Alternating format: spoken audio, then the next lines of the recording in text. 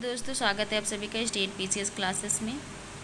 तो आज हम करंट अफेयर ईयरली करने वाले हैं। 1000 टॉप एमसीक्यू मोस्ट इम्पॉर्टेंट जो एमसीक्यू हैं वो करवाए जाएंगे स्टेट पीसीएस क्लासेस के द्वारा। तो आज हम उसका पार्ट 1 करने वाले हैं और इसमें केवल 20 क्वेश्चन ही हैं, लेकिन जिस हिसाब से आप लोग वीडियो की रीच जाएगी उस हिसाब से ही पूरा करवाया जाएगा। तो आप लोग अधिक से अधिक शेयर करिए, चैनल को सब्सक्राइब करिए। और तो आप देखिए कैसे हैं क्वेश्चन। तो आज का पहला क्वेश्चन क्या है? आज का पहला क्वेश्चन है कि हाल ही में चर्चा में रहे रत्नागिरी में पाए गए अवशेष किस भाषा और लिपि में लिखे गए हैं। तो जब रत्नागिरी में अवशेष पाए गए हैं किस भाषा और लिपि में लिखे गए हैं, तो तमिल और ब्राह्मी में लिखे गए हैं, कि संस्कृत और ब्राह्मी में, कि पाली और देवनागरी में, कि फारसी और खरोष्टी में। तो ए का राइट आंसर क्या हो जाएगा? ए का राइट आंसर बी हो जाएगा। ये जो है संस्कृत और ब्राह्मी लिपि में लिखे गए हैं जो रत्नागिरी में पाए गए अवशेष हैं। और ये रत्नागिरी कहाँ पे है? तो ये जो है महाराष्ट्र में है, महाराष्ट्र में। आगे बढ़ते हैं, नेक्स्ट देखते हैं कि हाल ही में चर्चा में रहे अली ए लिंगांग त्यौहार किस जनजाति द्वारा मनाया जाता है। गोंड के द्वारा, कि भील के द्वारा, कि मिसिंग के द्वारा, कि संथाल के द्वारा। तो 2 का राइट आंसर क्या हो जाएगा? तो राइट आंसर सी हो जाएगा। ये मिसिंग ट्राइब्स के द्वारा ये जो है अली ए लियांग त्यौहार मनाया जाता है। इम्पोर्टेंट क्वेश्चन है। नेक्स्ट क्वेश्चन है कि हाल ही में चर्चा में रही विजयदुर्ग किले को किस नाम से जाना जाता है। ये इम्पोर्टेंट है ये भी, क्योंकि इसका नाम बदला गया है विजयदुर्ग, जो कि कहाँ पे है? ये कलकत्ता में है। तो इसका किस नाम से जाना जाता है? तो साहसी किला के पूर्व जिब्राल्टर से, कि समुद्री प्रहरी से, कि मराठा शक्ति किला से। तो 3 का राइट आंसर क्या हो जाएगा? तो इसका जो है अब विजयदुर्ग कर दिया गया, पहले नाम इसका पूर्व का जिब्राल्टर था। इसको मतलब पूर्व के जिब्राल्टर के नाम से भी जाना जाता है। तो ये जो है 20 का राइट आंसर हो जाएगा। नेक्स्ट है कि हाल ही में चर्चा में रहे टोंकिन की खाड़ी किस देशों के बीच स्थित है। ये भी इम्पोर्टेंट है, करंट अफेयर से रिलेटेड, प्लस जो है मैप बेस्ड क्वेश्चन है। ये मैप बेस्ड क्वेश्चन है। तो हाल ही में चर्चा में रहे टोंकिन की खाड़ी किन देशों के बीच स्थित है। भारत और श्रीलंका के बीच, कि चीन और वियतनाम के बीच, जापान और फिलीपींस के बीच, कि म्यांमार और थाईलैंड के बीच। तो इसका राइट आंसर क्या हो जाएगा? तो 4 का राइट आंसर बी हो जाएगा। ये चीन और वियतनाम के बीच में स्थित है टोंकिन की खाड़ी। तो 20 का राइट आंसर हो जाएगा। नेक्स्ट है कि हाल ही में चर्चा में रहे Bay of Bengal Programme intergovernmental organisation BOBPIGO की स्थापना किस वर्ष हुई थी। तो चर्चा में रहा, तो इसलिए इसके स्थापना दिवस पूछ रहे हैं। तो इसका राइट आंसर हो जाएगा, इसका राइट आंसर बी हो जाएगा। 2003 में इसकी स्थापना की गई थी। किसकी? Bay of Bengal Programme intergovernmental organisation की। नेक्स्ट है कि सहकारी बैंकों का नियमन कौन करता है। भारतीय रिजर्व बैंक और नाबार्ड, की राज्य सरकार और सहकारी समितियाँ, की सहकारी समितियों के रजिस्ट्रार, की भारतीय रिजर्व बैंक और सहकारी समितियों के रजिस्ट्रार दोनों। तो 6 का राइट आंसर क्या हो जाएगा? 6 का राइट आंसर सी हो जाएगा, कि सहकारी समितियों के रजिस्ट्रार जो होते हैं वही सहकारी बैंकों का नियमन करते हैं। तो 6 का सी राइट आंसर हो जाएगा।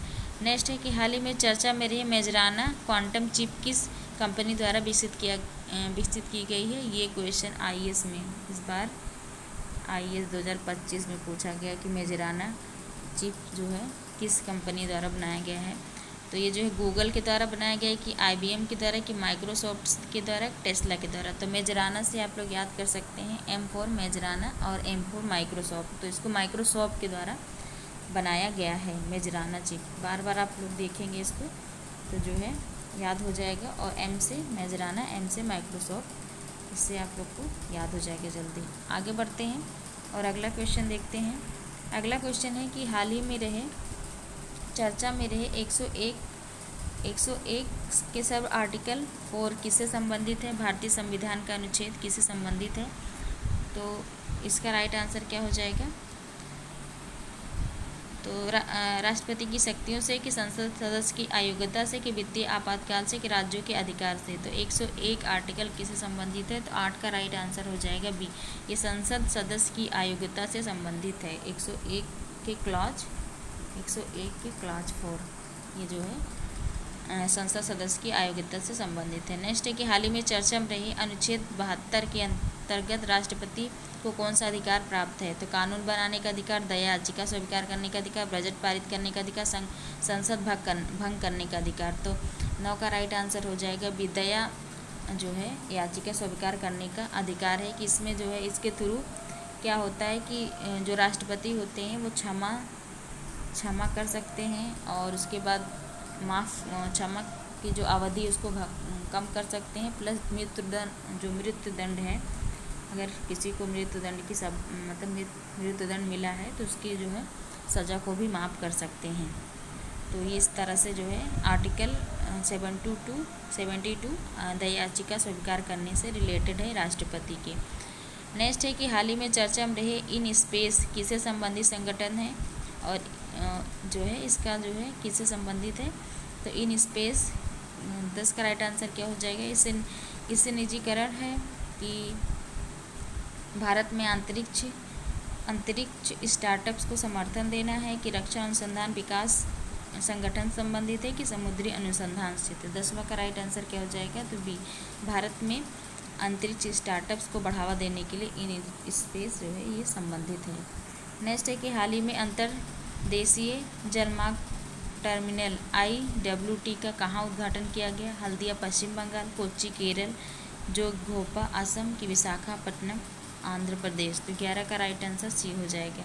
जोगीघोपा असम में जो है अंतर्देशीय जलमार्ग टर्मिनल का आयोजन किया गया, उद्घाटन किया गया है। नेक्स्ट है कि लोकपाल के अंतर्गत प्रधानमंत्री की जांच कब की जा सकती है?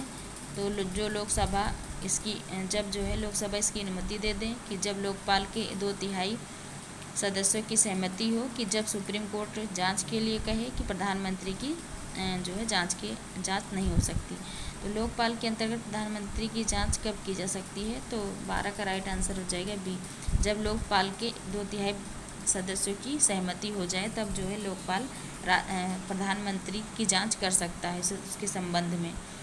नेक्स्ट है कि भारत में लोकपाल की स्थापना की प्रेरणा किस देश के ओम्बड्समैन प्रणाली से ली गई है? तो इसका राइट आंसर क्या हो जाएगा? तो 13 का राइट आंसर सी हो जाएगा। ये स्कैंडिनेवियाई जो देश होते हैं उससे संबंधित है, जो नॉर्वे, स्वीडन, फिनलैंड ये सभी देश हैं वहाँ से लिया गया है लोकपाल की स्थापना की प्रेरणा। नेक्स्ट है कि हाल ही में चर्चा में रही भारतीय न्याय संहिता BNS 2023 की धारा 294 किस विषय संबंधित है? सूचना सुरक्षा से कि बाल संरक्षण से कि अश्लील सामग्री के प्रसार पर दंड की साइबर अपराध से। तो 14 का राइट आंसर क्या हो जाएगा? तो सी इसका राइट आंसर हो जाएगा। ये BNS जो है अश्लील सामग्री के प्रसार या दंड से संबंधित है। तो 14 का राइट आंसर सी हो जाएगा। नेक्स्ट है कि विश्व स्वास्थ्य संगठन WHO के अनुसार भारत में गैर संचारी रोगों NCDs से होने वाली कुल मृत्यु दर कितना प्रतिशत है? 46% की 52% की 63% की 75%।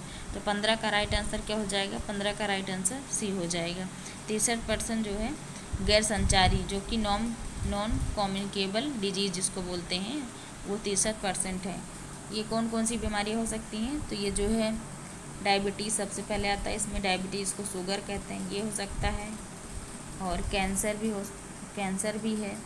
तो ऐसी डिजीज़ जो कि संक्रमण के द्वारा ना फैलें उसको गैर संचारी रोग कहते हैं। और संचारी रोग जैसे जुकाम, खांसी हो गया, उसके बाद एड्स वगैरह जो हो गया, HIV वगैरह, एड्स जो है ये सभी रोग संचारी होते हैं जो कि किसी संक्रमण से दूसरे में फैल जाता है, लेकिन जो खुद में ही रहता है, शुगर हो गया, कैंसर हो गया, जिसको होगा उसी को दूसरे को नहीं होगा, तो ऐसे बीमारी को गैर संचारी बीमारी कहते हैं।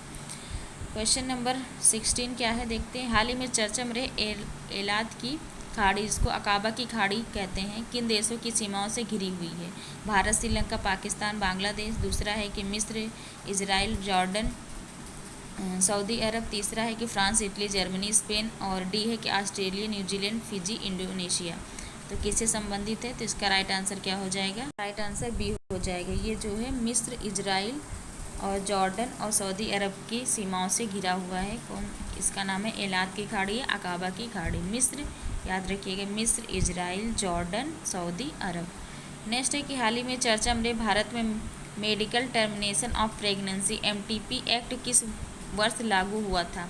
तो 1965 में कि 1971 में कि 1985 में कि 1999 में, तो 17 का राइट आंसर बी हो जाएगा। 1979 में जो है आया था MTP, जिसको कहते हैं medical termination of pregnancy. Next question है कि आव्रजन जिसको बोलते हैं आने को, और विदेशी विधेयक 2025 जिसको the immigration and foreigner bills 2025 का उद्देश्य क्या है? तो इसमें विदेशी नागरिकों के आगमन, पंजीकरण और निकास को नियंत्रित करना है। दूसरा है कि भारतीय नागरिकता प्राप्त करने की प्रक्रिया को सरल बनाना है। तीसरा है कि पासपोर्ट अधिनियम को संशोधित करना है। चौथा है कि उपरोक्त में से कोई नहीं। तो 18 का राइट आंसर क्या हो जाएगा? ए। इसमें क्या है कि विदेशी जो नागरिक होंगे उनके आगमन और पंजीकरण और निकास को नियंत्रित करने के लिए बनाया गया है आव्रजन और विदेशी विधेयक 2025, जिसको the immigration and foreigner bill 2025 कहा गया है। तो इसका उद्देश्य यही है कि विदेशी नागरिकों के आगमन और पंजीकरण पर और निकास से को जो है नियंत्रित करना है। आगे बढ़ते हैं, नेक्स्ट क्वेश्चन देखते हैं कि भारत सरकार द्वारा शुरू की गई mutual credit guarantee scheme for MSME योजना के तहत अधिकतम कितना ऋण प्रदान किया जाता है? तो 50 करोड़ कि 100 करोड़ कि 150 करोड़ कि 200 करोड़?